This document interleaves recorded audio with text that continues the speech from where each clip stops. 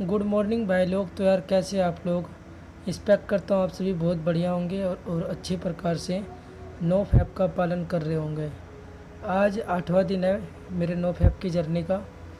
और आज की इस वीडियो में हम लोग बात करने वाले हैं कि मैंने 8 दिन किस प्रकार से कंप्लीट किए और 8 दिन तक में कितनी बार अर्जिश आई मेरे माइंड में, मैंने किस प्रकार से इनको हैंडल किया।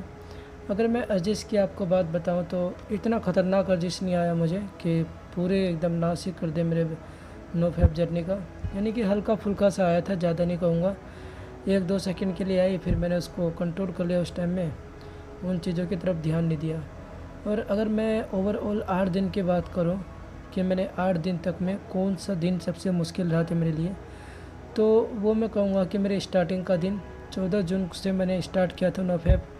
और 13 जून को ये मास्टरबेट किया था।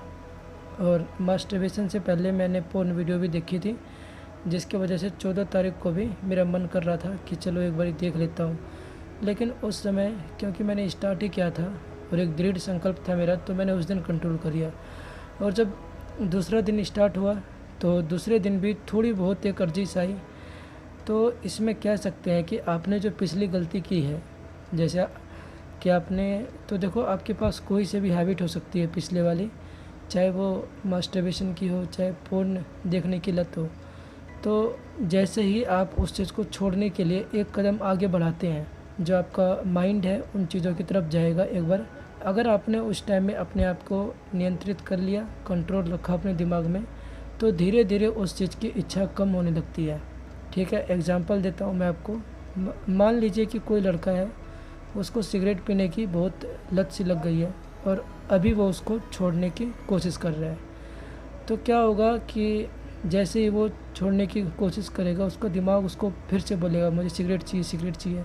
और अगर वो लड़का उस दिन कंट्रोल कर ले अपने ऊपर, उस दिन कंट्रोल कर ली और दूसरे दिन फिर दिमाग बोलेगा कि सिगरेट चाहिए, तो उस दिन भी अगर उसने अपने आप के ऊपर कंट्रोल कर लिया, तो इसके बाद जो सिगरेट मांगने की हैबिट है उसके दिमाग की, वो धीरे धीरे ख़त्म होनी स्टार्ट हो जाएगी।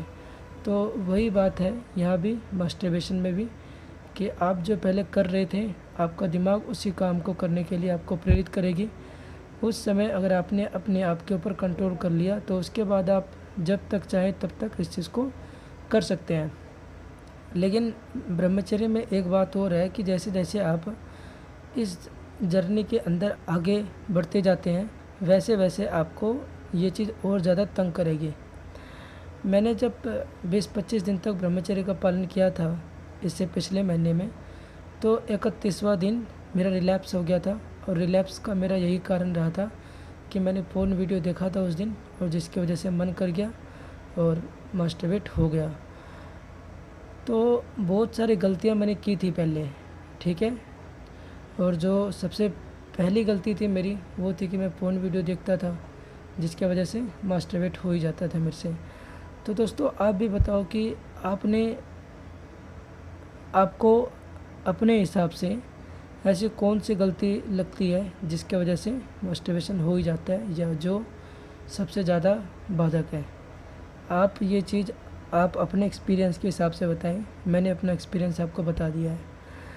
और 8 दिन की जर्नी में दोस्तों एक बात बहुत इम्पोर्टेंट है, अगर आप नो फैप या ब्रह्मचर्य की जर्नी स्टार्ट करते हैं, तो अपनी बॉडी को यार इतना थका दो कि इसका ध्यान ही ना जाए उस तरफ। अगर आप नहीं थका सकते हैं तो कम से कम भगवान की तरफ तो अपना ध्यान दें ही, ताकि आपका मन सात्विक हो जाए और पवित्र रहे। भगवान का नाम लेने से ही हमारा जो मन है ये बिल्कुल पवित्र हो जाता है और गंदे विचार आने कम हो जाते हैं।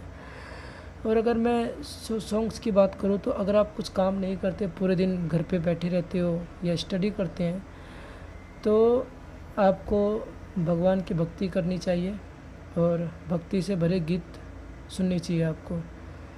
और कभी कभी अगर आप ज़्यादा परेशान हो जाए या कभी कभी आपका माइंड कहे कि पोर्न वीडियो देखो, तो उस टाइम में आप थोड़े बहुत अपने फेवरेट सॉन्ग सुन लें, इससे भी आपका दिमाग शांत हो जाएगा। ठीक है, तो आज के लिए बस इतना ही।